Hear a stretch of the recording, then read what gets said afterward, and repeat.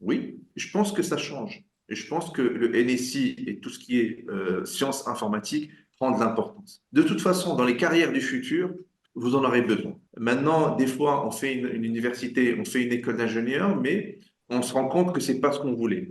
Gardez NSI ou même si vous ne faites pas NSI, intéressez-vous à l'informatique. Si vous n'avez pas le choix et vous ne pouvez pas garder NSI pour une certaine école d'ingénieur, parce que vous visez une certaine école d'ingénieur, au moins gardez un contact avec l'informatique. Faites la première NSI et puis changez après. Ne la gardez pas, mais gardez un contact avec l'informatique, parce que vous pouvez quand même, de votre côté, cultiver cette matière-là de votre côté.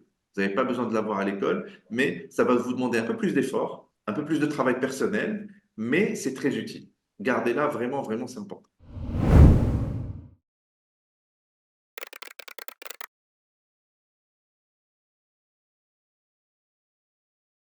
Je pense que oui, hein, ça peut servir parce qu'en fait, quand on va travailler dans l'art graphique, enfin, bientôt, quand on va essayer de faire des réalisations, je pense que de plus en plus d'artistes vont utiliser l'intelligence artificielle pour travailler parce qu'en fait, ça va pas faire le travail à leur place, ça va les aider.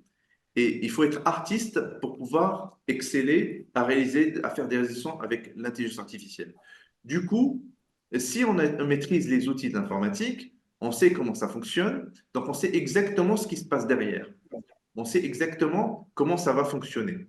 Et on peut développer nos propres outils artistiques. Par exemple, faire un outil qui dessine à notre place. Si on arrive dans je sais pas moi, je suis sculpteur, j'ai des idées de sculpture, ok, je vais peut-être faire une machine qui va me permettre de sculpter. Et pour ça, ben, il faut que je sache comment marche un ordinateur pour que je puisse travailler sur comment ça s'appelle, les CNC.